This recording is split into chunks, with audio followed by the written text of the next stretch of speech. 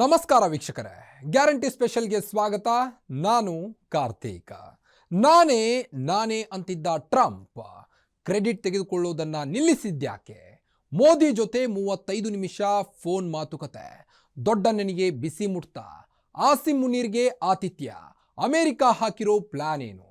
ಇದೇ ಈ ಹೊತ್ತಿನ ವಿಶೇಷ ಟ್ರಂಪ್ ವರ್ಸಸ್ ಮೋದಿ.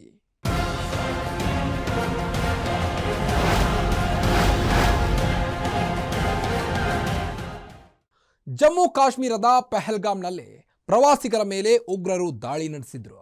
ಇದಕ್ಕೆ ಪ್ರತಿಯಾಗಿ ಭಾರತ ಆಪರೇಷನ್ ಸಿಂಧೂರ ನಡೆಸಿತ್ತು. ಭಾರತ ಆಪರೇಷನ್ ಸಿಂಧೂರ ಆರಂಭಿಸಿದ ಬಳಿಕ ಭಾರತ ಪಾಕಿಸ್ತಾನ ನಡುವೆ ಯುದ್ಧದ ಪರಿಸ್ಥಿತಿ ಏರ್ಪಟ್ಟಿತ್ತು. ಕೊನೆಗೆ ಮೇ 10ರಂದು ಕದನ ವಿರಾಮ ಘೋಷಣೆಯಾಗಿತ್ತು. ಇದಕ್ಕೆ ನಾನೇ ಕಾರಣ ಅಂತ ಅಮೆರಿಕ ಅಧ್ಯಕ್ಷ Donald Trump ಹೇಳಿಕೊಂಡಿದ್ರು.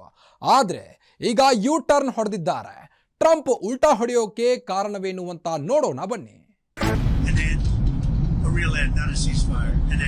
And by the way, I don't want to say I did, but I sure as hell helped settle the problem between Pakistan and India last week, which was getting more and more hostile.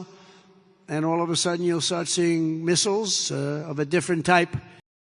On Saturday, my administration helped broker a full an immediate ceasefire, I think a permanent one, between India and Pakistan, ending a dangerous conflict of two nations with lots of nuclear weapons.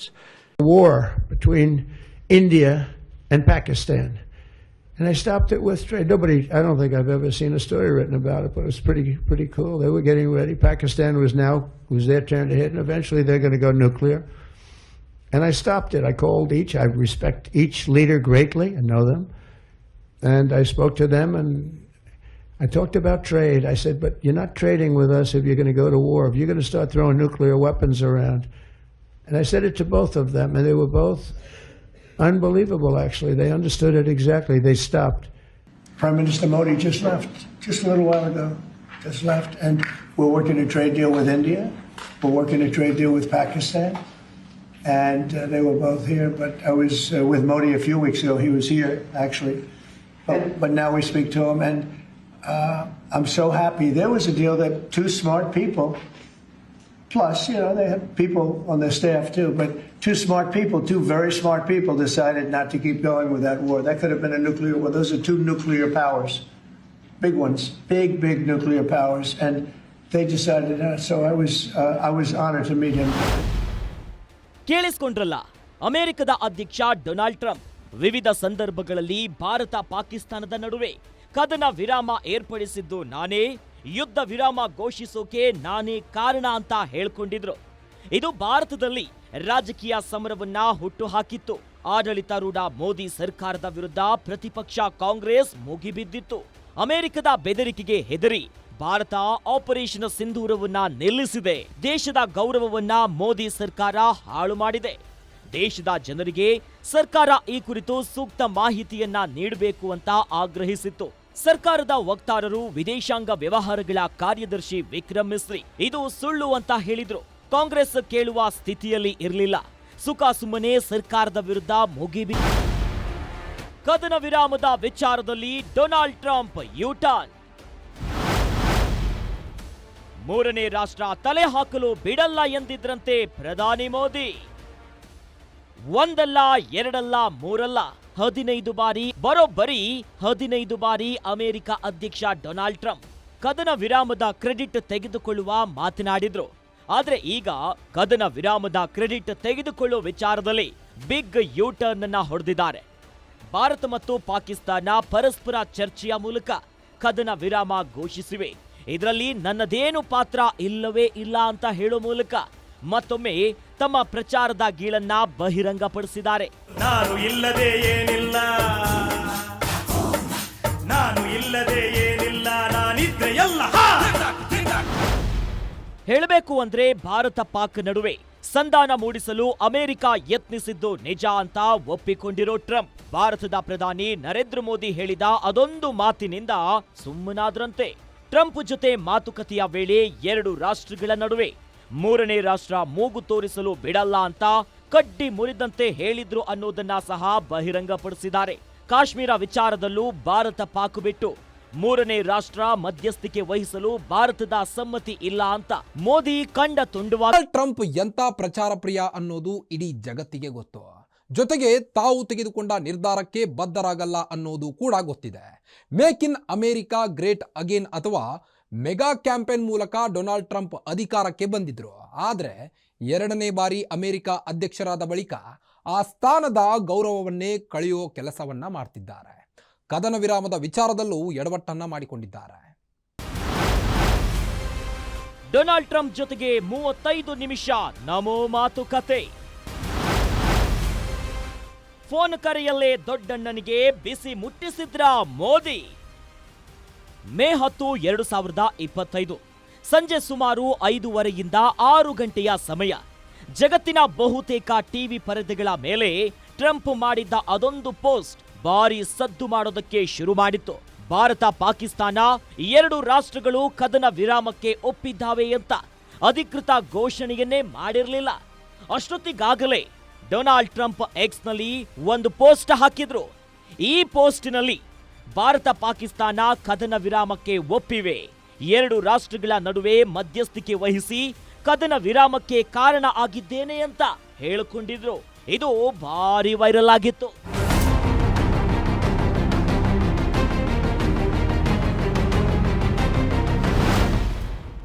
ಭಾರತಕ್ಕೆ ಸಣ್ಣ ಸುಳಿವು ನೀಡದೆ ಎಕ್ಸ್ನಲ್ಲಿ Donald Trump post ಹಾಕ್ತಿದ್ದಂತೆ Bharat ಸರ್ಕಾರದ ಕಣ್ಣು ಕೆಂಪಾಗಿತ್ತು.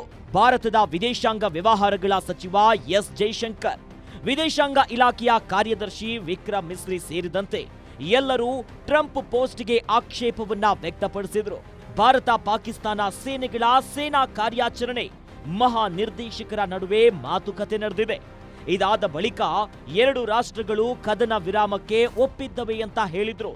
ಇದರಲ್ಲಿ America ಆಗಲಿ Trump ಆಗಲಿ ಯಾವುದೇ ಪಾತ್ರವನ್ನ ವಹಿಸಿಲ್ಲ ಅಂತ ಸ್ಪಷ್ಟಪಡಿಸಿದ್ವು.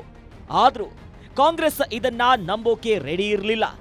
ಇದರಿಂದ ಆದ ಡ್ಯಾಮೇಜ್ ಅರಿತಂತ ಮೋದಿ ಕದನ ವಿರಾಮ ಘೋಷಿಸಿದ ಬಳಿಕ ಮೊದಲ ಬಾರಿಗೆ 2 ದಿನಗಳ ಹಿಂದೆ ಟ್ರಂಪ್ ಜೊತೆ 35 ನಿಮಿಷ ಮಾತುಕತೆ ನಡೆಸಿದ್ರು. ಈ ವೇಳೆ ಡೊನಾಲ್ಡ್ ಟ್ರಂಪ್ಗೆ ಬಿಸಿ ಮುಟ್ಟಿಸಿದ್ರಂತೆ. ಇದಾದ ಬಳಿಕ ಟ್ರಂಪ್ ಯೂಟರ್ನ್ ಅನ್ನ ಹೊಡೆದಿದ್ದಾರೆ ಅಂತ ವಿಶ್ಲೇಷಣೆ ಮಾಡಲಾಗ್ತಿದೆ. ಭಾರತ ಪಾಕಿಸ್ತಾನದ ನಡುವೆ ಕದನ ವಿರಾಮಕ್ಕೆ ಅಮೆರಿಕ ಕಾರಣವಲ್ಲ. 2 ದೇಶಗಳ ಡಿಜಿಎಂಒಗಳ ನಡುವೆ ಚರ್ಚೆ ನಡೆದಿದೆ. ಇದಾದ ಬಳಿಕ ಕದನ ವಿರಾಮ ಘೋಷಣೆ ಮಾಡಲಾಗಿದೆ ಅಂತ ಭಾರತ ಸರ್ಕಾರ ಹೇಳಿತ್ತು. ಆದ್ರೆ ಪ್ರತಿಪಕ್ಷ ಕಾಂಗ್ರೆಸ್ಗೆ ಸರ್ಕಾರದ ಕುರಿತು ನಂಬಿಕೆಗಿಂತ ಡೊನಾಲ್ಡ್ ಟ್ರಂಪ್ ಮೇಲೆ ಹೆಚ್ಚು ನಂಬಿಕೆ ಇತ್ತು. ಹೀಗಾಗಿ ಟ್ರಂಪ್ ಹೇಳಿದ್ದನ್ನೇ ಹೋದಲ್ಲಿ ಬಂದಲ್ಲಿ ಕಾಂಗ್ರೆಸ್ ನಾಯಕರು ಹೇಳಿಕೊಂಡು ತಿರುಗಾಡಿದ್ರು. ಅಲ್ಲದೆ ಮೋದಿ ಸರ್ಕಾರ ಭಾರತದ ಗೌರವಕ್ಕೆ ಚ್ಯುತಿ ತಂದಿದೆ, ಇದಕ್ಕಾಗಿ ದೇಶದ ಜನರ ಮುಂದೆ ಕ್ಷಮೆ ಯಾಚಿಸಲೇಬೇಕು ಅಂತ ಒತ್ತಾಯಿಸಿತ್ತು. ಪ್ರಶ್ನೆ ಎದ್ದಿದೆ.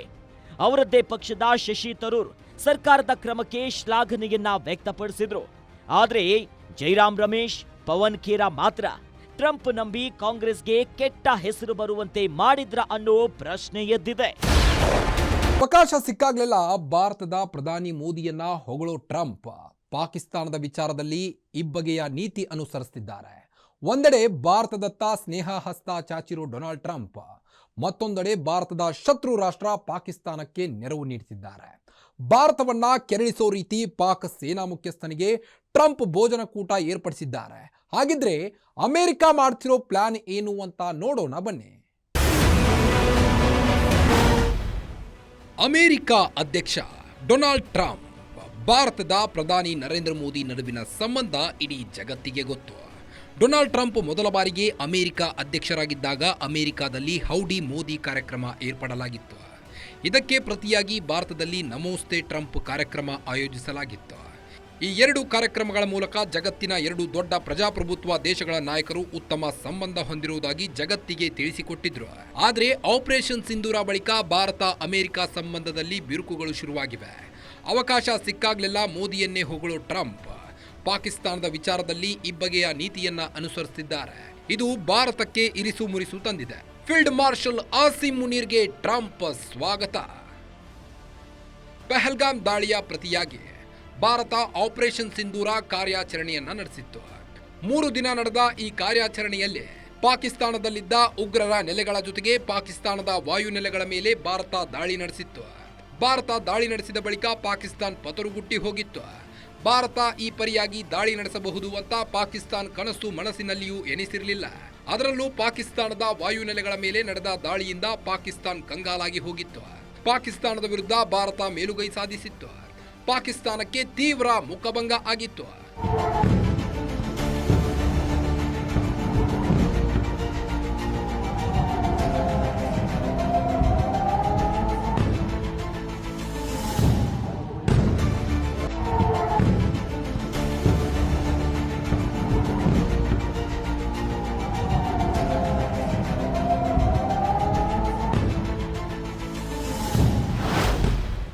ಪಾಕಿಸ್ತಾನದ ವಿರುದ್ಧ ಭಾರತ ನಿರ್ಣಾಯಕ ಜಯ ಸಾಧಿಸುವುದು ಪಕ್ಕಾ ಆಗಿತ್ತು. ಈ ವೇಳೆ ಪಾಕಿಸ್ತಾನ ಭಾರತದ ಜೊತೆ ಕದನ ವಿರಾಮಕ್ಕೆ ಒಪ್ಪಿತ್ತು. ಆದರೆ ಪಾಕಿಸ್ತಾನದ ಮಾಧ್ಯಮಗಳು ಮತ್ತು ಅಲ್ಲಿನ ಸರ್ಕಾರ ಭಾರತದ ವಿರುದ್ಧ ಪಾಕಿಸ್ತಾನ ಮೇಲುಗೈ ಸಾಧಿಸಿದೆ ಅಂತ ಬಿಂಬಿಸಿದ್ವು. ಪಾಕಿಸ್ತಾನ ಸೇನೆ ಭಾರತದ ವಾಯುದಾಳಿಗಳಿಗೆ ಪತರುಗುಟ್ಟಿ ಹೋಗಿತ್ತು. ಇಷ್ಟಾದರೂ ಪಾಕಿಸ್ತಾನ ಸರ್ಕಾರ ಮತ್ತು ಅಲ್ಲಿನ ಮಾಧ್ಯಮಗಳು ಯುದ್ಧ ಗೆದ್ದ ರೀತಿ ಸಂಭ್ರಮವನ್ನ ಆಚರಣೆ ಮಾಡಿದ್ರು. ಅಲ್ಲದೆ ತಮಗೆ ಆಗಿರೋ ಅವಮಾನವನ್ನ ಮುಚ್ಚಿಕೊಳ್ಳೋಕೆ ಪಾಕ್ ಸೇನಾ ಮುಖ್ಯಸ್ಥ ಆಸಿಮ್ ಮುನೀರ್ಗೆ ಫೀಲ್ಡ್ ಮಾರ್ಷಲ್ ಹುದ್ದೆಗೆ ಬಡ್ತಿ ನೀಡಲಾಗಿತ್ತು. ಇದಾದ ಬಳಿಕ ಮೊದಲ ಬಾರಿಗೆ ಆಸಿಮ್ ಮುನೀರ್ ಅಮೆರಿಕಕ್ಕೆ ಭೇಟಿ ನೀಡಿದ್ದಾನೆ. ಅಲ್ಲಿನ ಸರ್ಕಾರ ಆತನಿಗೆ ಭರ್ಜರಿ ಸ್ವಾಗತ ಕೋರಿದೆ. ಅಲ್ಲದೆ ಅಮೆರಿಕ ಅಧ್ಯಕ್ಷ ಡೊನಾಲ್ಡ್ ಟ್ರಂಪ್ ಖುದ್ದಾಗಿ ಆತನಿಗೆ ಭೋಜನಕೂಟ ಏರ್ಪಡಿಸಿದ್ದಾರೆ. ಇದು ಭಾರತದ ಕಣ್ಣು ಕೆಂಪಾಗಲು ಕಾರಣವಾಗಿದೆ.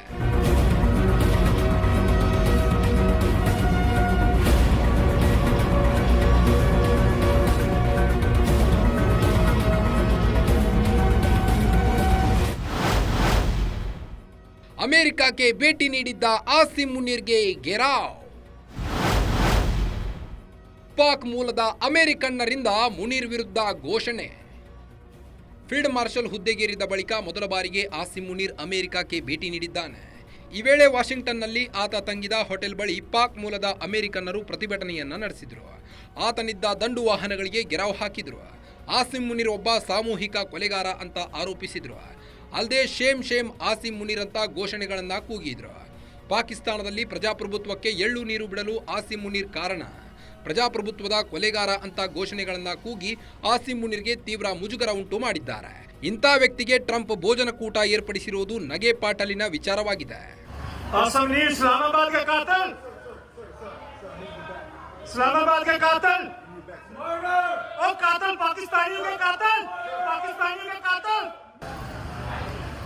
आसम नीर इस्लामाबाद के कातिल,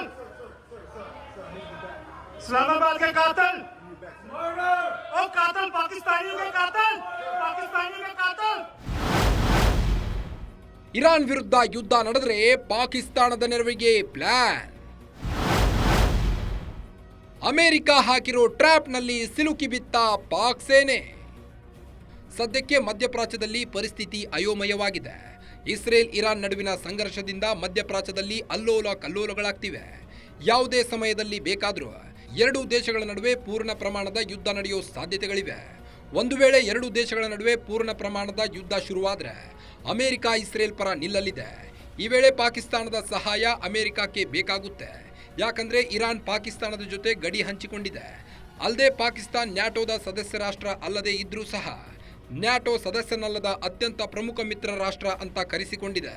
ಹೀಗಾಗಿ ಹಿಂದಿನಿಂದಲೂ ಪಾಕಿಸ್ತಾನಕ್ಕೆ ಸಂಕಷ್ಟದ ಸಮಯದಲ್ಲಿ ಅಮೆರಿಕ ನೆರವು ನೀಡುತ್ತಾ ಬಂದಿದೆ. ಪಾಕಿಸ್ತಾನ ಮತ್ತು ಇರಾನ್ ಎರಡು ಇಸ್ಲಾಮಿಕ್ ರಾಷ್ಟ್ರಗಳಾಗಿವೆ. ಹೀಗಾಗಿ ಎರಡು ದೇಶಗಳ ನಡುವೆ ಸಂಘರ್ಷದ ಪರಿಸ್ಥಿತಿ ಏನೂ ಇಲ್ಲ. ಇರಾನ್ ಜೊತೆ ಗಡಿ ಸಮಸ್ಯೆ ಇಲ್ಲ. ಹೀಗಂತ ಆತ್ಮೀಯ ಮಿತ್ರ ರಾಷ್ಟ್ರಗಳು ಅಂತ ಪರಿಗಣಿಸಲು ಸಹ ಸಾಧ್ಯವಿಲ್ಲ.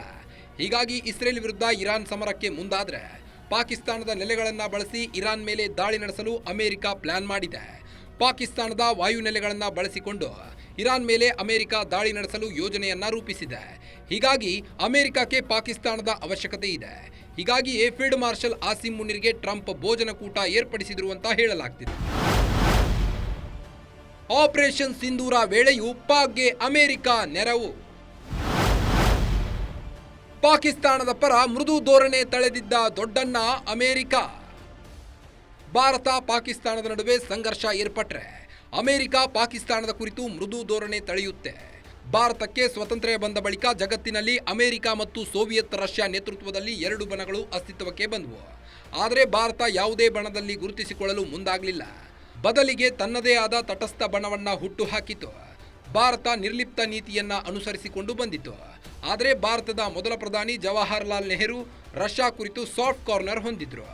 ಇದು ಅಮೆರಿಕದ ಕಣ್ಣು ಕೆಂಪಾಗಲು ಕಾರಣವಾಯಿತು.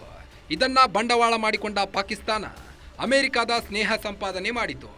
ಭಾರತ ಮತ್ತು ರಷ್ಯಾ ನಡುವಿನ ಬಾಂಧವ್ಯ ಗಟ್ಟಿಯಾದ ಬಳಿಕ ಭಾರತಕ್ಕೆ ಶಸ್ತ್ರಾಸ್ತ್ರ ಪೂರೈಸಲು ಅಮೆರಿಕ ನಿರಾಕರಿಸಿತು. ಹೀಗಾಗಿ ಭಾರತ ಅನಿವಾರ್ಯವಾಗಿ ರಷ್ಯಾದಿಂದ ಶಸ್ತ್ರಾಸ್ತ್ರಗಳನ್ನು ಭಾರತ ಮತ್ತು ರಷ್ಯಾ ನಡುವಿನ ಶಸ್ತ್ರಾಸ್ತ್ರ ಖರೀದಿಯಿಂದ ಅಮೆರಿಕ ಪಾಕಿಸ್ತಾನಕ್ಕೆ ನೆರವು ನೀಡಲು ಶುರು ಮಾಡಿತು. ಇದು ಕಳೆದ ತಿಂಗಳು ನಡೆದ ಆಪರೇಷನ್ ಸಿಂಧೂರ ವೇಳೆಯೂ ಪ್ರೂವ್ ಆಗಿದೆ. ಆಪರೇಷನ್ ಸಿಂಧೂರ ವೇಳೆ ಪಾಕಿಸ್ತಾನದ ಕುರಿತು ಅಮೆರಿಕ ಮೃದು ಧೋರಣೆ ತಳೆದಿತ್ತು.